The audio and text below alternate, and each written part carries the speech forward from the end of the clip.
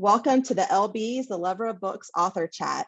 I want to just say thank you so much, Annie, for joining us. This is Book Riot's named one of the best books of 2022, and I totally agree. The Washington Post said it's, quote, a quirky, poignant novel about family, community, and love for our animal friends. Good Housekeeping selected this as their book club pick and says, this tragicomic novel is heartfelt, touching, and delightfully quirky. You'll fall in love with the offbeat cast of characters, both living and dead, and find yourself rooting for them right through the last page. And now to introduce this wonderful debut novelist, Annie Hartnett is the author of Rabbit Cake. She has received fellowships from the MacDowell Colony, Sewanee's Writers Conference, and the Associates of the Boston Public Library. She studied philosophy at Hamilton College, has an MA from Middlebury College, and an MFA from the University of Alabama. When she began writing this book, she was living in the groundskeeper's house in a cemetery. That's very relevant. She now lives in Providence, Rhode Island, in an ordinary house with her husband, daughter, and darling border collie, Mr. Willie Nelson. And as I just found out, she's actually in the cabin in New Hampshire where a lot of this began. So let's give a warm welcome to Annie. Thank you. I actually don't live in Providence anymore. Where do you live now? On my website probably, but I moved to Lakeville, Massachusetts about a year ago. So okay. I have to update that. Not that anyone really cares where I am. But right now, yeah, I'm in Newport, New Hampshire, which is I assume that most of the people here have read the book, since I know you have been hustling the people. Yes, I think most people have read this, and I did advertise it as we're going to be really discussing this book. But for me, this is one of the hardest books I can give a very short synopsis on to entice readers to read. I know they're going to love it if they'll pick it up. So you tell us your best summary to help us out for promoting this novel. Yeah, it's a hard book to talk about, but I always say it's a book about a young woman named Emma who has returned home to small town New Hampshire to take care of her father, who is dying from a mysterious brain disease. And he's hallucinating small animals, and he's conjured up the ghost of a real life naturalist, Ernest Harold Baines. And it's funny, which is not necessarily apparent from the description, but that's my. There's so many elements in this book. I mean, it's like you said, I mean, it can be sad, it can be funny, it can be mysterious at times. So what genre shelf do you want this book sitting on in a bookshelf? I worked in a bookstore for a long time. I would shelve it in literary fiction. Although I did see on Goodreads, someone put it up as like eligible for the Hugo Award. And I'm like, if you want to put me up for the Hugo Award, I will. Oh, that would be awesome. I hope so. Yeah. I mean, I'm not a snob about any sort of genre. So, I mean, I still, I read widely. So yeah, I would put it in literary fiction, but that's just like a shelving concept. Isn't something that really means anything to me. Gotcha. Did you have a choice in narrators for this book? Because it also is an audiobook format. Did you have any say or any decision-making in that realm?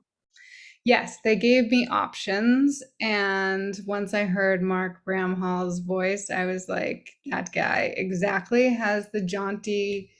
I knew, they give you samples of other books they've narrated. So it's not completely fair because anyway, I just thought that he would have the dry sense of humor that I felt that you needed. And then I was sort of blown away by his performance. So I was really lucky that they gave me that choice and that he was available. And so I really love the audio. So I always, even though the physical book, has all the pictures. So if you really love the book, you have both, I guess. Well, I think that's what I do. If I listen to an audiobook and I love it, I go back and buy it for my shelf. So I think you will get readers purchasing the book that way. But why a male audiobook narrator? Why not female? Was Well, that a that was decision you the made? choice they gave me. Is they gave me who she's a wonderful narrator too. She did, and I forget her name because but she did the Olive Kitteridge books. And so she's a really like top-notch narrator too. So it was and actually they said, you know, this is our top choice, but we also have if you wanted a male narrator. But so I had this logic behind it. And I guess normally with if you had, I mean, we have an omniscient narrator, a Greek narrator, but if you were thinking of it more like, you know, only one person can talk. So it would be more like a third person narrator. It would be who's the main character? Well, Emma is the main character, although she competes, I think, with Clive. But so that's why they suggested that it would be a female. For me, that, and if you have read the book, and I guess this is about, it's kind of very spoilery. So I'll cover your Yeah, mute if you you know, Clive at the end dies. And so for me, there's like a slight wink of like Clive is in the cemetery telling this story for all time. You know, everyone who's in the cemetery tells their own stories over and over and over. And so this is like an old story that they tell. Not only are the people in the cemetery watching the people in the town and engaging with the stories that are current, but they are also like sitting around and talking about, you know, their own life stories. So for me, it's a little bit like I wanted someone who sounded like Clive, because, you know, the last line of the book is, you know, we love to listen even when we know how the story ends. And so Clive, it begins with Clive, it ends with Clive. He's in some ways the star of this story, even though he can be the star maybe without being the main character. So for me, Clive has to tell the story, not Emma. It's not Emma's story to tell because she's still alive at the end. Well, I see Carol, Ann, Pat, and Melissa all love the audiobook. So I think you made the right decision there. Sounds like they're big fans of that. I want to go and talk about the cemetery narrators that you just mentioned. What was the decision process? Because it's been used before, and my mom, an English teacher, messaged me. She absolutely loved this book, and she said she wanted to talk. Were you ever influenced by, say, the 10th reading of Our Town, when it was the cemetery reading, or other books or, you know, stories that use that? Yeah, so Our Town was my main inspiration because I originally wrote this story with a third person omniscient narrator, and some of that was just simply because if anyone has read Rabbit Cake, it's a very strong first person narrator, and that story is like Elvis is the main character's name is Elvis. She's a little girl, and she's, if you like that book, it's because you love Elvis, and she has a very strong voice. I could write that voice forever. So I had to, writing a second book, make some conscious decisions to divorce myself from her. So I knew I could not do another first person narrator right away. So I wrote this draft, and I also wanted to write like a grander, bigger plot, more moving parts. I had like some like bigger ambitions for this book. So I wrote it with a third person omniscient. And then I had to get like the plot out because I wanted to write about the town and the family. But so I took it to McDowell. I got a fellowship at McDowell, which I was super lucky. I had a month there to just work on the novel and not do like the zillion other things I'm usually doing. And so my friend had said, you know, this third person omniscient narrator has a lot of personality, and and is always telling jokes. And, you know, who is this, you know, like voiceless person? I mean, who's this voice who has all this personality?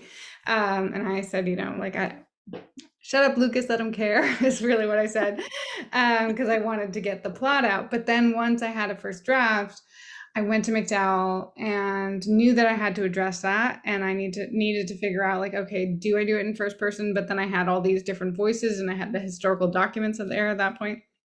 So so at McDowell is where Thornton Wilder wrote Our Town. So just kind of coincidence that I was there as I was figuring this problem out, and the Our Town Cemetery is right there. And so I was like, well, I could do that. Like, because I was trying to connect, if I assume most people have read the author's note at the back of the book, where I like just explain how I was here, and I like and I saw the mansion, and that like ran my imagination wild. And so then I started into the history of the town, and so I was trying to connect these two time periods, right, from when Ernest Harold Baines was alive, when he died in 1925, and then 2014. And I didn't really know why anyone would care about that other than me, who had these two obsessions.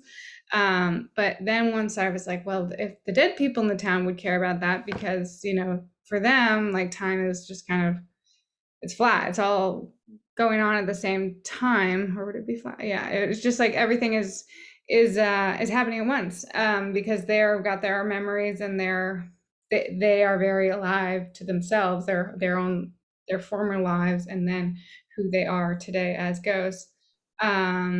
And they're really attached to what's going on in the town, for the living people. So they would care about those two time periods. So once I put them in there as telling the story, it all clicked together, and that was like the really thing that I was missing. But I was scared to do it because Lincoln and the Bardo had come out the year before, and I just didn't want anyone to think that I was like, copying him, or like a poor man's George Saunders. I love George Saunders, but this is a different story, and I showed it to friends, and they were like, no, this is all you. This is like not the same sort of use of this cemetery narrators that he did. Well, I appreciated it. They were so opinionated and so funny and quirky, and they brought so much roundness to the story because you got to see different aspects from different people's lives and different eras, right? They had different value system throughout the way. I know Ellen said she really loved that you included the years and dates for the cemetery characters, which I think also gave us perspective as why they were saying what they were saying, which I thought was fantastic. Melissa, again, loved those narrators. She said they're amazing. They made me fall in love instantly. And I can't agree more. Like, it was just, it added so much depth and perspective that I think we needed then instead of a first person narrative.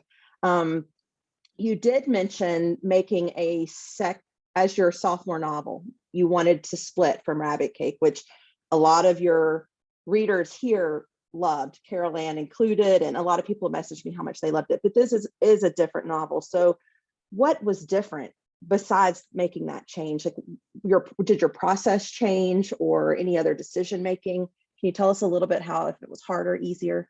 Yeah, well, Rabbit Cake I wrote alone, right? Like, nobody, I had no one else. I had no reviews, I had no opinions, I had no readers, I had no, idea of what it was like to publish a book. I just wrote it sort of, well, I wrote it in graduate school. So I wasn't even really writing it to publish it. I was writing it in school, and I was writing it. I had like probably some aspirations, but it wasn't like this. This is I didn't necessarily know that it would be published. So I wrote it. I was just wanted to figure out how to write a novel, and I always had the voice. The voice came really early. It was always called Rabbit Cake. It was always about the mother dying. And so a lot of things happened to that book really early. It was the first novel I ever tried to write. I'd written a lot of short stories at that point, but I'd never tried to write a novel. And I wrote it in my graduate program, and then right afterwards, with the like sample of the novel, I got a fellowship at the Boston Public Library, which they give you an office and a $20,000 check for 9 Nice. months to work on. So it was very cushy. I was very supported. I had no kids. I have one child now, and Happy so birthday to her, by the way. I Oh, hadn't been too thank long. you. Yeah, I'm sure a lot of people. She's I always call her my little celebrity toddler since I really trot her out on Instagram and Twitter. Um, she's just like such a ham that I just really want the world to experience her. She's a personality. So I that was my experience with Rabbit Cake. Then Rabbit Cake came out. I could not have been sort of luckier in the way that it was received. Not that there was actually a lot of rejection with Rabbit Cake before I found the right editor. So it's not like I had this like smooth sailing publishing adventure. It was rejected by like a lot of publishers. Not Mostly because they didn't think like the market could handle an adult book by a kid, which is like, not true and hasn't been true for a long time, but people like, get into these patterns of like, oh, this can't sell right now, or like this, this trend can't work anymore. So it's just sort of stuff that people are just grasping at straws trying to figure out what works. And so the Boston Fellowship lead to an agent, someone asked. Yeah, I got not directly. I did query agents that year. So I got my agent, and it certainly helped in my query letter to say that I had the fellowship, but it wasn't like a direct, like, I got this because of that. So I did query agents that year. And so I ended up working with an agent on Rabbit Cake, and we edited it. Her name is Katie Grimm, and she's awesome. And she's still my agent, and hopefully will be my agent forever. She's very, very smart editor, and she's super editorial, which meant that we edited it for a long time before we tried to sell it. And then when we did sell it, we also edited it again because the editor has her own vision. So that was the Rabbit Cake journey. And then with Unlikely, and I'm still, I've written 2 books now, so I have like, I can say some things about like, this is how my career works, but I don't really know, because I think you have to have like a longer pattern before you can be like, this is how things work. But for at least so far, I feel like I have to totally take the book all the way to down the aisle, to the end, to the readers, before I can really start a new project. So Rabbit Cake, I did not really start writing anything. I had started something when I lived in Alabama, when I lived in that cemetery. I started something sort of there were 5th graders, but I stopped working on it for several years. And so when I came back to it, there were things that now are still in common, but it was a really different book. So I didn't start Unlikely until January 2018. And some of that was because I was just, so Rabbit Cake came out in March 2017. So we're talking almost a year of no writing. And I had a friend, Tessa Fontaine, who wrote this marvelous memoir that everyone should read called The Electric Woman. And it's so good. And so she reached out to me and said, how do you write a second book? I said, I don't know, I'm miserable. So we started a contract, and Amy Bender wrote this essay called like, the best way to get creative is to make some rules. And the rules are basically like, you set up your own rules, and then this is what it'd be like. We now have these accountability workshops, which are like sort of workshops, but they're anti-workshops. They're just, we don't read each other's work, we just hold each other accountable. So this is what Tess and I did for each other, is you like it's false to say that you have to write every day, in my experience and the people I talked with, but you need to have some sort of guidelines for yourself. Like, I'm going to commit to, 3 days a week at this time. I'm going to commit to 1 day a week at this time, is really like more than a lot of us do when we get in these periods of unwriting, or non-writing. Unwriting, I guess it's not a word. But so we signed a contract.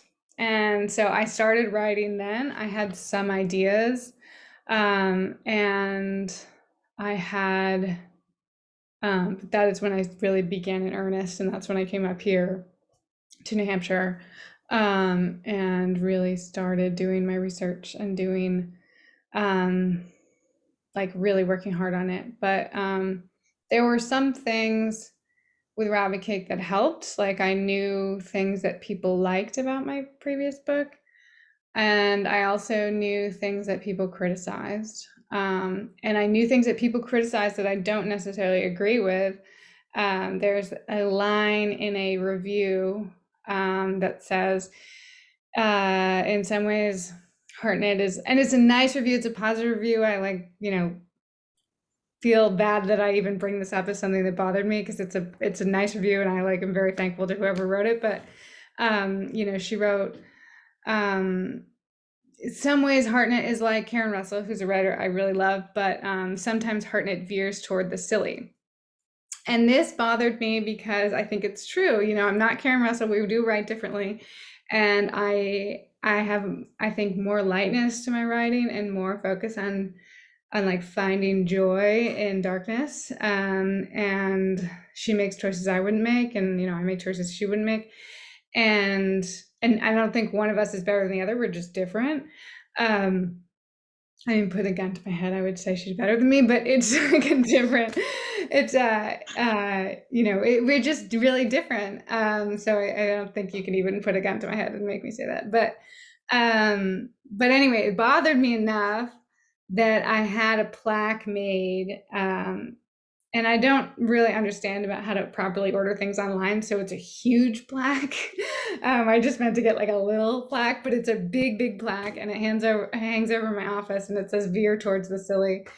And so that was like one of my mantras for writing Unlikely, was just to not be afraid to make situations that were kind of silly sometimes, and is something that I really wanted to lean into with this book, because it's something I like about my own writing, and whether or not someone else likes that about my writing is that's not so much up to me. You kind of have to figure out, like, okay, what voices am I going to pay attention to, because it's overwhelming, because you hear from a lot of people. And I thought it was joyous. I mean, the fact that they had to walk through fart clouds to get to their dad, who may be in a coma, it really does break that tension. And you kind of you say that at the end, that you mentioned that, but I don't think that silly is bad. To me, it helps that yin yang, that balance, a lot of times when you're dealing with such tragic events. And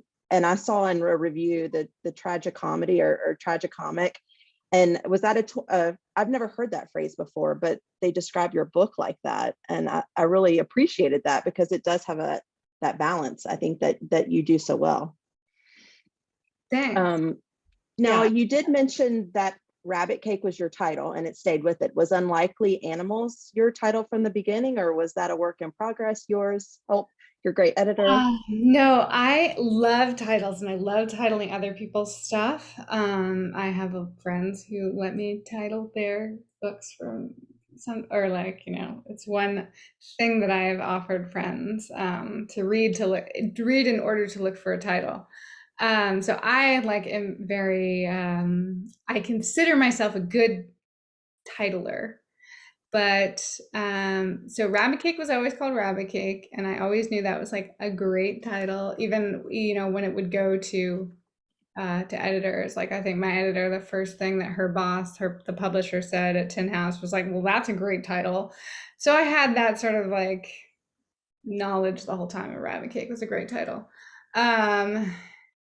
And Unlikely Animals was not always the title. It was called, for a long time, it was called The Creatures We Love the Most, which is a quote that Ernest Harold Baines says about his fox, the Sprite. He said, "He was the creature I love most in all the world." And I love that.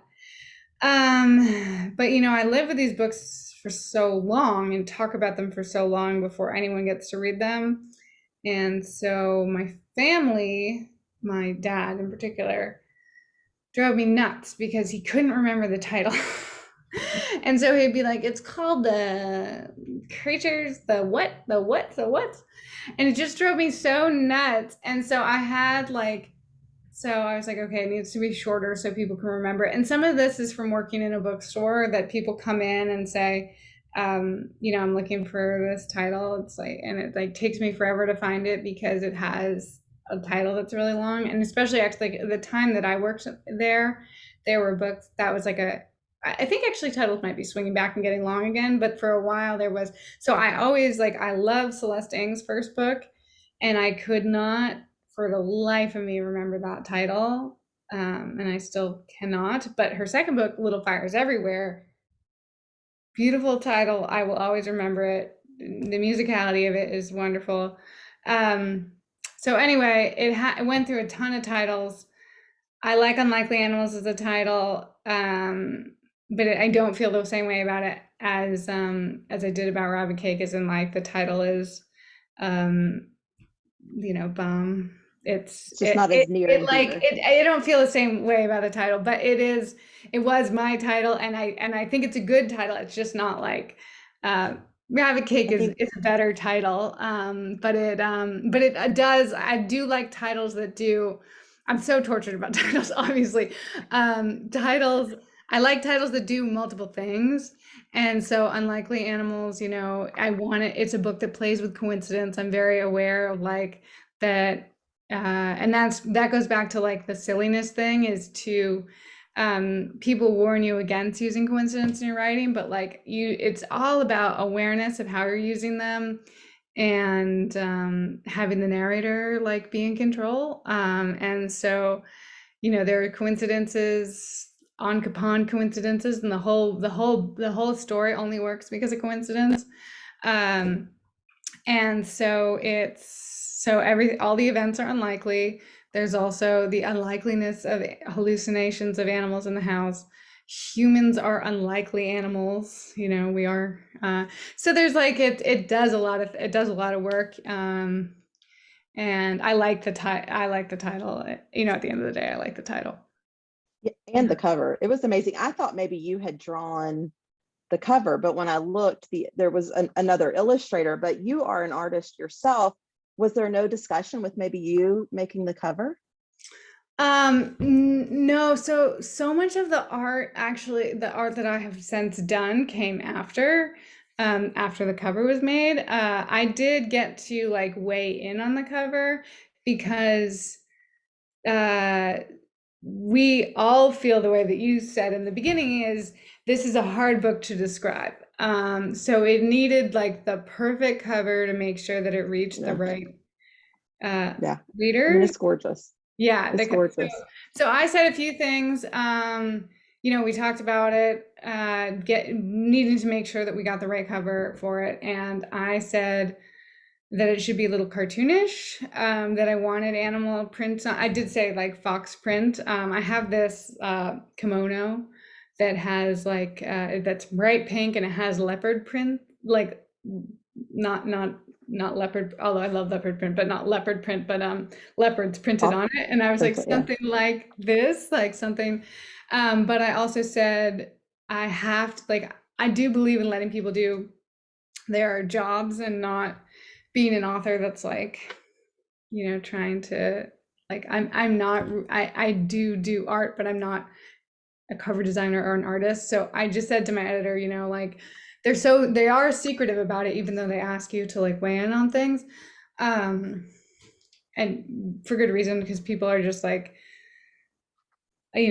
like I said, you have to let people do their jobs, but I was like, I just have to know like what color scheme you're working with, because I have dreams about this blue. And I just, if you're thinking about like a yellow color cover or like whatever, like I just have to work to let it go, because I just have this blue in my, and they were like, what blue? Like nobody cares about this as much as you, Annie. Like if you, and so I showed them the blue, and they were like, yeah, that would be great. That's a cool blue. And so, yeah, so then they did the design, and then they found the artist that was like a little bit cartoony. And so so it's like my dream cover, really. Like I couldn't have, asked for anything better. Well, I did want to say to the group that you do artwork, and I did see where someone today on Instagram posted one of your artwork pieces about her pet, and she had just posted it today, and I think she might be here tonight. So if you are, who is that? If you can maybe put it in the chat box. But if you're interested, just check Annie's website. It's really great, and the artwork was fantastic. So wanted to say that. Tell us about Ernest Harold Baines. Like, I noticed you post about him a lot. Is he still in your head? Yeah. I mean, you lived with him for so long, right? I mean, I love it. I mean, he's dapper. He's pretty handsome. Yeah, I'm in his, well, actually he lived north of here. So I'm where Austin Corbin lived, who's like the bad guy who built the mansion. So I did go see the mansion yesterday. Not actually see it. I was at the base of the driveway. That is a long, long driveway. So Ernest Harold Baines actually I moved him for my purposes. He lived in Plainfield, which is north, because the park is so big that it spans 5 towns. So I spent all my time in here, down here in Newport, which is where I like found the mansion and where my sort of journey began. And then in Plainfield, they have all Ernest Harold Baines stuff. But I found I found a lot about Ernest Harold Baines in the Historical Society here, and then the Historical Society up there has, like, that's where he lives. So they work to digitize all his photographs that someone found in their attic. And so that's like over 300 photographs that they digitized a couple summers ago. So Ernest Harold Baines was, if you haven't read the book, which I'm sorry, this chat in particular, I'm like acting like everyone has read the book. And I don't. So I'm more spoilery today than I usually am, but I think a lot of you have. So anyway, Ernest Harold Baines he lives in the hunting park is 26,000 acres. It is still intact today. This is like so much of where the book came from, is my finding out about this park that has been around since it was like 1886 is when they first fenced it in. And it's now owned by 25 anonymous millionaires. And then, and Ernest Harold Baines was a naturalist who was invited to the area to come live for free at the edge of the park with his wife. And he had a house there. It's like a cottage. It's pretty big. And he lived in the house with his wife and their wild animals. And he was like, all his life was a Dr. Dolittle type, that he was.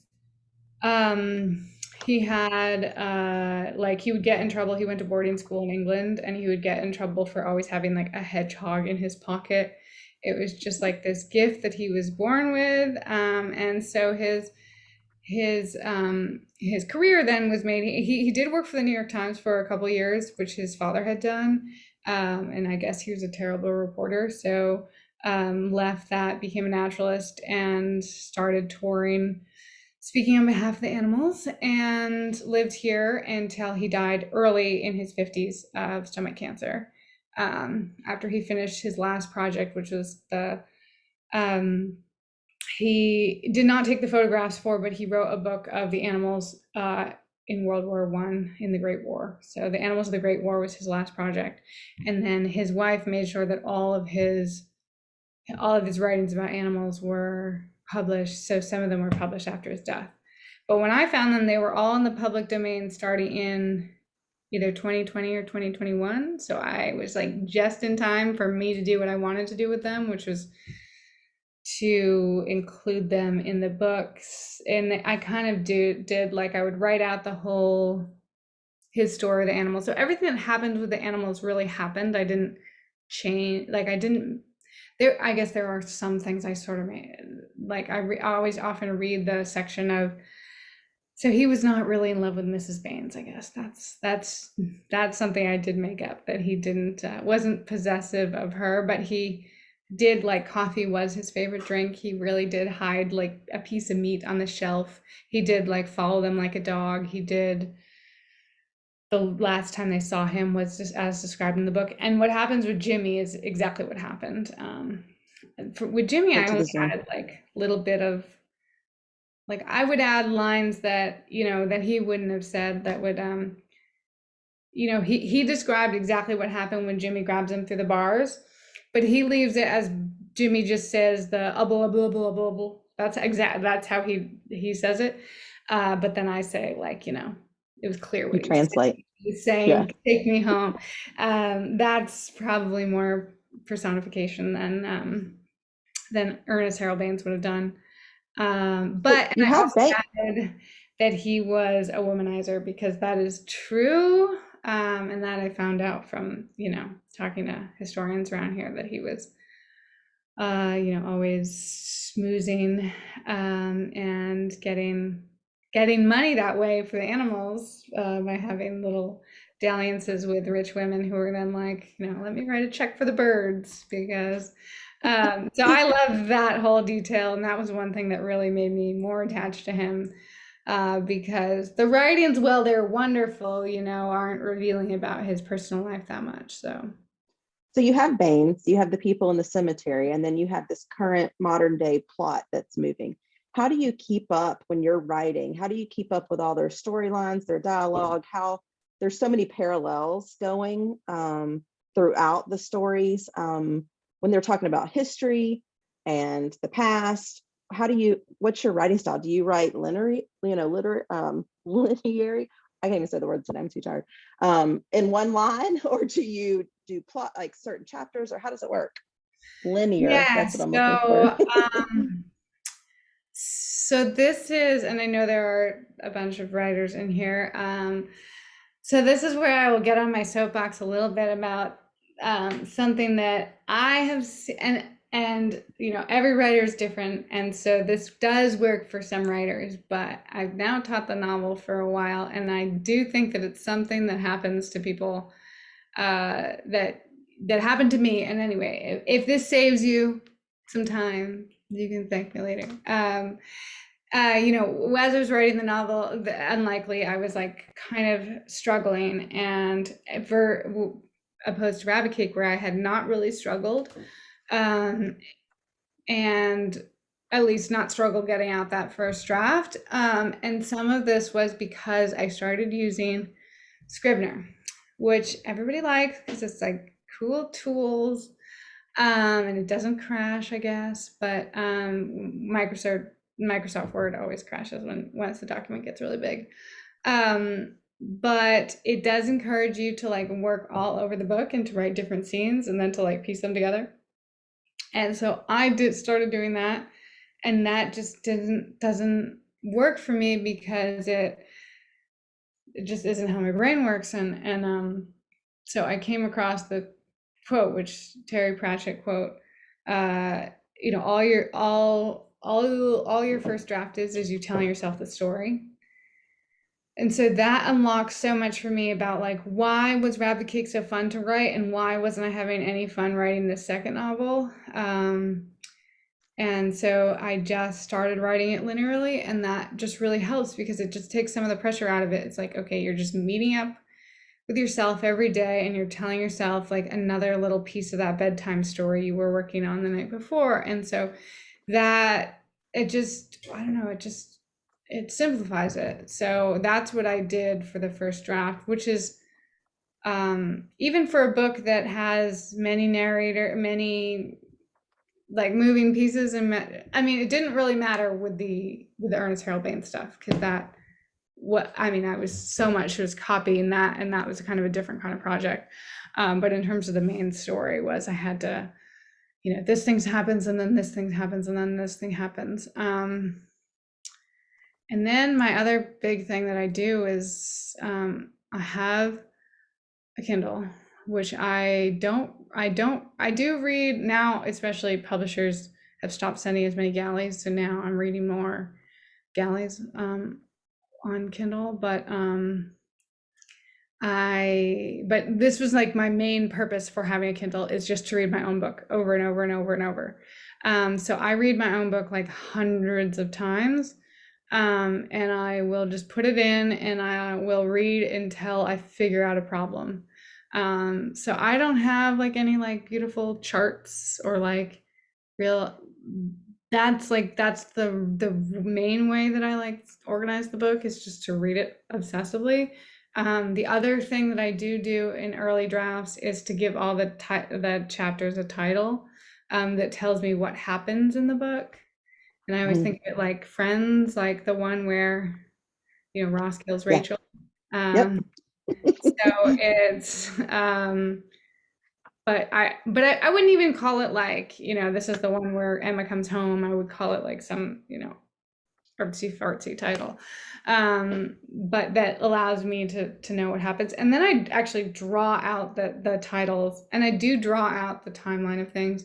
So I do like a lot of different things when I'm like in the generative space. I am a very visual person, but I'm a little bit friends with Susanna Cahalan, who wrote Brain on Fire, and she's like I mean, she's a journalist, so she's so organized.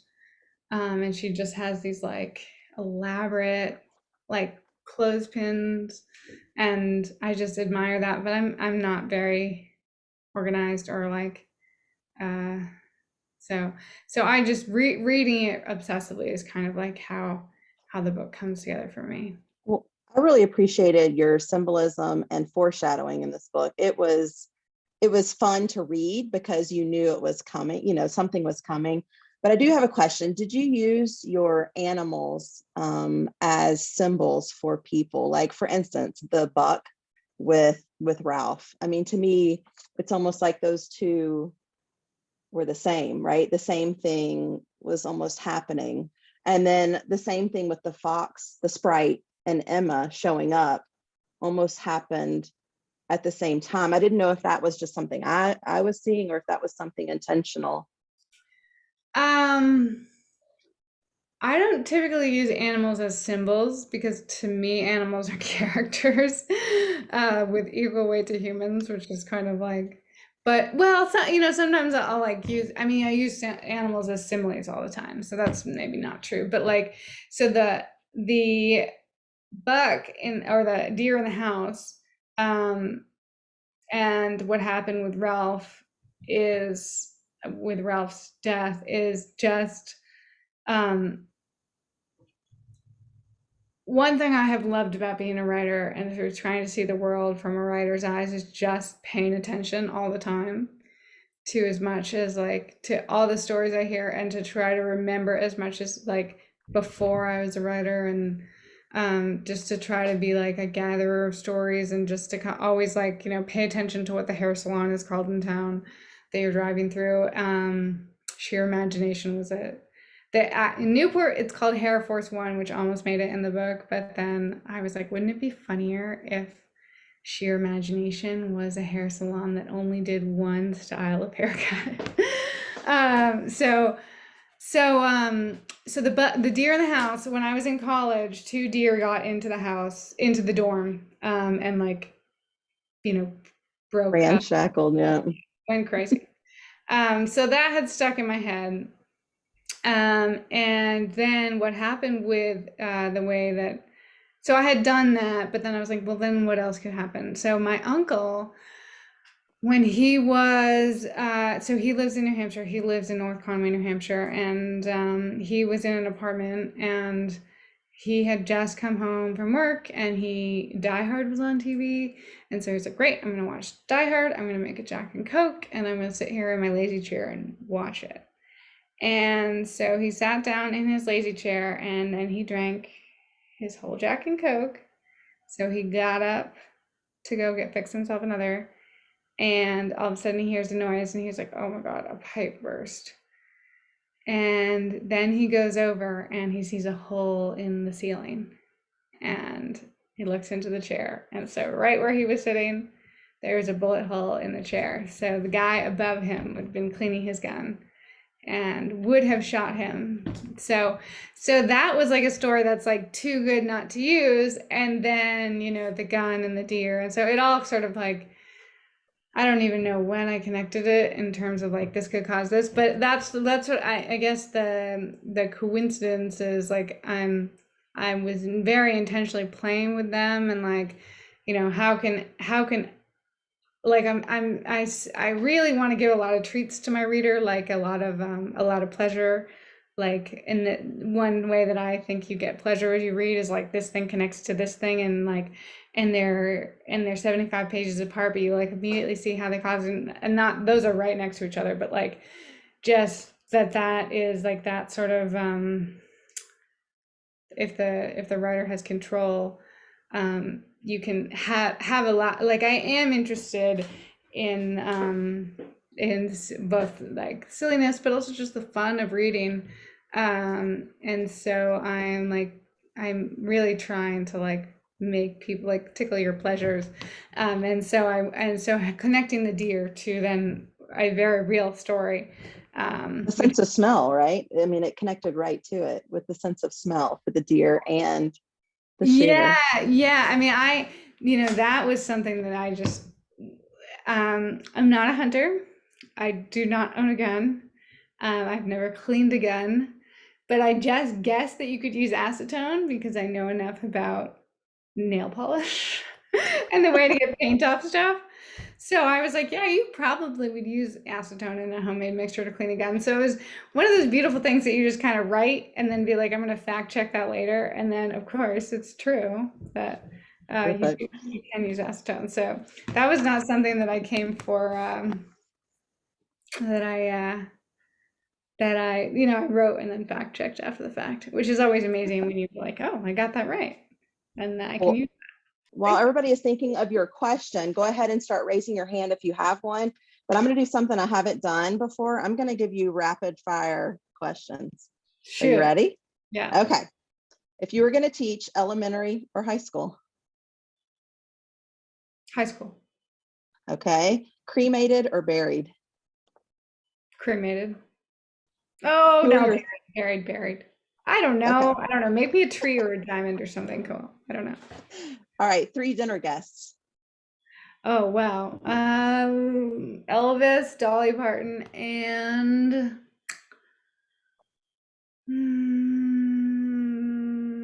my grandfather. What's the soundtrack song for this book? Oh, that's easy. It's Ozzy Osbourne. That has a longer story because Dolly Parton was Rabbit Cake, and I was like, okay, what's the opposite of Dolly Parton as I'm trying to move? And I'm like, Ozzy Osbourne would be my opposite answer. So I listened to all Ozzy Osbourne and Black Sabbath as I was putting this like the beginning stages of the book. Perfect. Hardback or soft cover? Hardback. Favorite Barbara Kingsolver novel? The only one I've read, which is Animal Dreams. What came first, the starlings or murmuration? The Starlings. I loved that you used murmuration in the book. I thought that was great. What's your animal spirit? Oh, a rabbit. The one thing you still want to do? I want to write more books. That's What's your favorite title of all books? Oh, All Joy and No Fun, that book about parenting. Which a book is a book I have not read but bought because I like love that title so much. I think about it like way too often for a book that I have not What's read. what's the creature you love most? My 3-year-old daughter, Leora. And what's your favorite Willie Nelson song? Last one. Um, the what about cowboys and beer? What's that song? Say again. The cowboy beer song. Oh Like, yeah, the one, yeah. The best country western song of all time, that one? Or no? yeah. Maybe. We'll figure it out later. All Yeah. right. Yes, definitely. All right. Who here? I saw someone had raised their hand, but I don't see it up anymore. Let me see if I can pull it up. All right, participants. Anybody have a question that they want to ask? There was a guy just 2 seconds ago. There's a All right, bunch. here's There's a one. bunch in there. There's some in the chat box. I don't see any Yeah. live, so we'll go ahead and ask those. Nathan wants to know any book recommendations. I know you mentioned that we needed to read The Electric Woman. What else current that you're reading or past favorite? I am almost done with The Crane Wife, which I've been reading this week, which, I've been interested to read ever since that essay went mega viral. And it's really good. It's really like super juicy, like it's like your smartest friend just telling you all about all their dating life, which is just maybe my heaven to be in. So that's a really worthwhile purchase. It just came out a couple weeks ago. Are there any arcs or, any galleys that you've received that you think we ought to look forward to in the future? Well, I haven't read it yet, but I have the new Kevin Wilson, and I'm just saving it for, which comes out in October, and I'm just saving it for like the perfect. Like I know that I'm gonna treat myself to that. So that his new book comes out in October, and I'm a huge What's it fan. called? It's Do you remember the called title? Now is Not the Time to Panic. He has the long titles that are, but his titles always make sense. Like they need to be that title. Thank you for that, Nathan. He mentioned his daughter's banging pots and pans together. We've all been there before. So thank Nathan, you I for think, that. is someone who went to Alabama. So hi, Nathan. It was Nathan I'm thinking of. Ellen wants to know, is there an animal you wanted to include, but you couldn't or didn't? Yes. Yeah. Yeah. Oh, I'm so glad for this question. So this is so much a question about editing and like what your editor makes you take out that you like loved. And so I had this big subplot. The book is rife with subplots, right? And that's hopefully part of the pleasure of the book. But I wanted to have a subplot that had a little bit more like of the park in it. So there was Emma goes to the police station to get her fingerprints done, which happens in the book. But when she's there, this guy walks in with a mountain lion carcass. And he's like, listen, I'm the new taxidermist in Corbin Park, and I was just asked to stuff this or make this lion into a rug. And in his stomach, there's a ton of jewelry, like women's jewelry, Rolex watches. And I just like, what, like, has he been eating people? Like, what is going on? And so then later, so that's like the first like weird thing that happens. And then later you get a scene with Mavis Spooner, the bear lady, who's telling you about who's heard that this mountain lion has been shot and what's happened and how the mountain lion was shot. And the mountain lion was shot because she went into somebody's house and so she got shot, like not hunted, but like she was in the house. And one day Mavis Spooner had woken up and she had been feeding the mountain lion, and the mountain lion got bold as all the wild animals that get fed do. And so she wakes up, and where her husband used to be, the mountain lion is lying in bed with her. And she's like, hell no. And so she goes to the closet and takes out the air horn, which then later was the same air horn that is used in so the air horn stayed, the air horn that is used, or the foghorn that's used at the end of in the play. But anyway, it was an air horn. And she shoots the air horn, and to scare it, to wake up the mountain lion and to say, get out of the house. And so the mountain lion like wakes up but doesn't run out of the house. She's just like, all right, I'll get out, and saunters out. But on the way out, takes off of Mavis Spooner's desk like one ring. And Mavis Spooner is like this very wealthy woman, so she's had she has all this jewelry, but like she doesn't have any need for it because she doesn't leave her house anymore. So she's like, whatever, the mountain lion can have that. But then she starts hearing from other people in the park that jewelry is going missing, and everyone's like, no one in the park would steal. We all have like way too much stuff anyway. So like why our Rolex is going missing, and why our tennis bracelets going missing. And Mavis Spooner knows that the mountain lion, and this happens with house cats sometimes, that they get shiny object obsessed, and they collect them.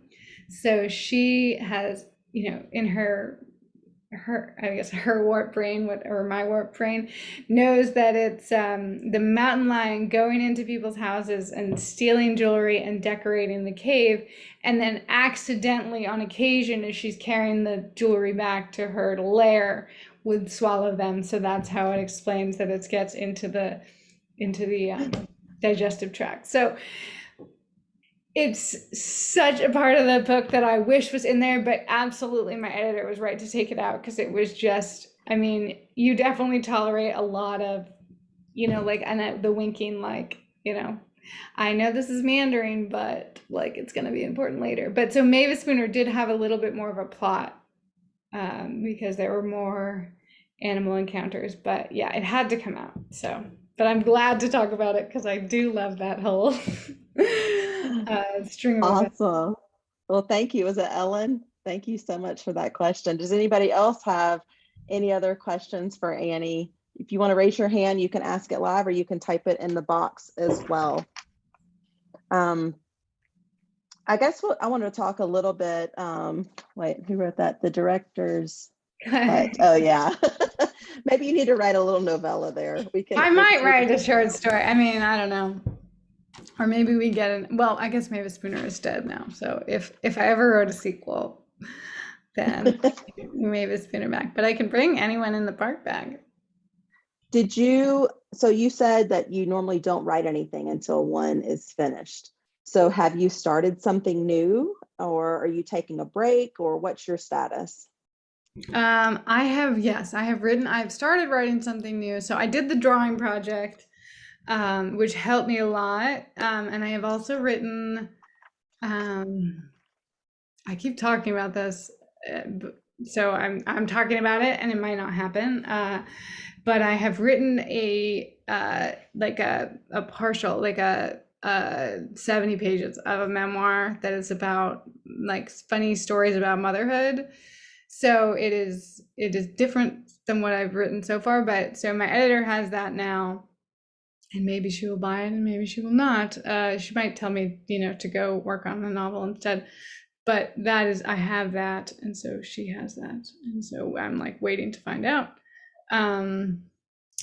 So you'll either hear that happens or it doesn't happen. Maybe keep that on the DL, although this is like recorded, so just don't like tweet about it or whatever. We're not in secrets at this point of the night. And then I am writing a novel that is just kind of that I have written a fair amount of, but I'm still kind of like, I'm not ready to show anybody it yet. So, so hopefully that will be the next year. I'll be able to put that together and won't be too long. But yeah, writing during COVID about childcare really helped me be like less of a baby about what perfect circumstances I need to write. I don't. Yeah, I can imagine. Melissa does have a question. I'm going to add you in. Melissa, are you unmuted? Okay. Yeah, why don't you go and ask a question? Well, hi, this is so fun. So Clive, like you were saying, is just kind of the star, even if he's not the main character per se, but he just cracked me up, along with the characters in the cemetery. It was just so much fun. And I volunteer in a nursing home, and so I hear a lot of really funny things that people who are ending their years around here, and I was just curious, where did you get those? Are these things that you've been around with people? Are they based off of experiences that you've had, or people that you've known that have just been very pointed, very silly, very goofy, or still had kind of a little bit of that twinge of sadness because things are not not there anymore? But yeah, so I appreciate that question. I'm glad you like Clive so much, because Clive is my favorite character. He is him as a character, but beyond his disease, is based on like my father, and then a mixture of my father and then my friends growing up, my best friend growing up's father, who is like an eccentric environmental studies professor, and then my dad is like this sort of larger than life, super like is he a heavy drinker? He's a party guy, and he just like loves to shoot the shit with everybody, and it's just and so those, and they're kind of opposites, so I like to take like people who are opposites but who I both know very well to like sort of mash them together to see like create somebody totally new. And then I also took a little of both Willie Nelson and then Ozzy Osbourne as like to sort of make them. And then his hallucinations and his sort of, I mean, or my family, I think, is always like talking about, you know, end of life stuff. It's kind of like tinged, like my dad, I just wrote about this in these memoirs, that thing that I was writing, where my dad, once I was 16 and we were stopped at a stoplight, and he was like, you know, if I'm ever in a coma, I'm worth more like dead than I am alive to you kids. So like, you put a pillow over my head. I was like, okay, Dad. You know, I'm 16. I'm Yeah. like, smother you to death for your life insurance. But there's always sort of that, and it's like we're all sort of jokesters in our own ways. But and then the hallucinations, my husband is he has a PhD in neuroscience, and he worked when we were dating, long distance dating, he worked for a rehab center for stroke victims. And so he had all these amazing stories. And then someone who's like my surrogate grandfather, like he's not my grandfather, but he lived across the street from me. Actually, he just died 2 weeks ago, after like 12 years of dementia. And so he was like a big figure in my life. And so and there's like, you know, I mean, it's when it goes on that long, it's really, really tough.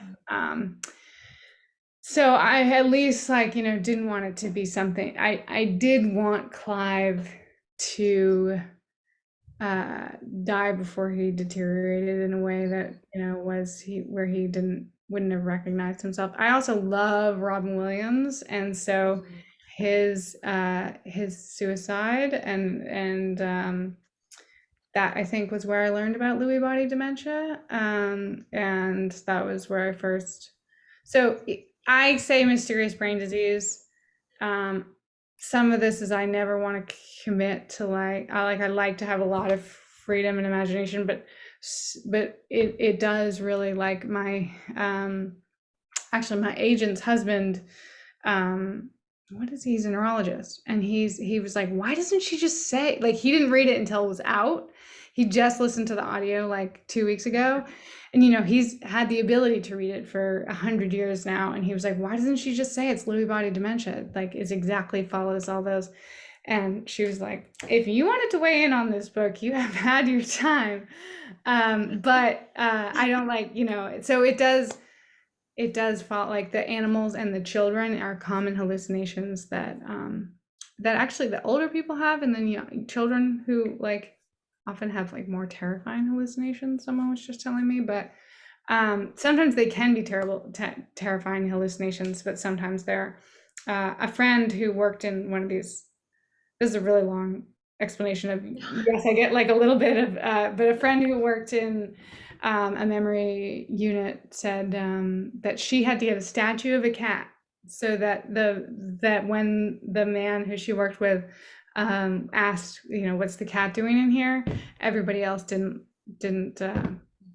say where's it, so he would look like less, you know, if there was a cat, an actual cat statue. So that is where the cat statue came. So I'm always like collecting, trying to find, you know, any story that anyone has about their own life. I'm like, let's. Yeah. Well, thank you, Melissa. We appreciate your question. All right, I just want to close off by saying that, oh, sorry about that. I think I did it twice. That I did appreciate you addressing the opioid crisis, because it is rampant. It's affected my family, and I'm sure a lot of families out there reading this. And it was so important to see the family's reaction and perspective. And I will say I teared up during Augie's speech. I mean, it was so touching and endearing. And even though you have all these funny and whimsical moments, it did address something very serious that's happening in our country. And so thank you for doing that, you know, in this novel. And thank you again for being here tonight. You were absolutely a joy Thanks to all the readers out there for joining. Please make sure you check out her website, her Instagram, follow her. She's fantastic. She has great posts on the Dapper Naturalist. Please follow me on the LBs, the Lover of Books, or on my Facebook page. Also have a YouTube channel out there that you can subscribe to. I'll try to have this recording up in a day or so. The next chat is going to be next Sunday, July 31st, for a debut author, Katie Gutierrez, for More Than You'll Ever Know. She's next Sunday. And then I believe August 14th, another debut novelist, Karen Wynn, for Our Little World, set in New Jersey, a coming of age story. So hopefully you can join us. If you haven't heard of More Than You'll Ever Know, the Washington Post asks, what would possess a woman to betray her seemingly happy family with an arrangement that is so clearly doomed from the start? What was she thinking, and what was the grand plan? The explanation belongs somewhere in a frog boiling territory. How could one dance lead to this? You've got a week. Buy the book. The audiobook is also great, and I hope you can join us. Thanks, Mike, for helping run the behind the scenes. If you know of an author you'd like to chat with, please let me know. And I hope everybody has a great night. And Annie, we cannot wait to read. I think your memoir is going to be, after reading Augie's speech about his dad and that relationship, I can't wait to see what you're going to give us next. So I hope it comes to fruition. And I just love this. And I'm sure everybody else did. Thank you so much. Thank you. This was wonderful. And Katie's awesome. So have fun. Awesome. Y'all have a great night. Hi, everybody. Take care.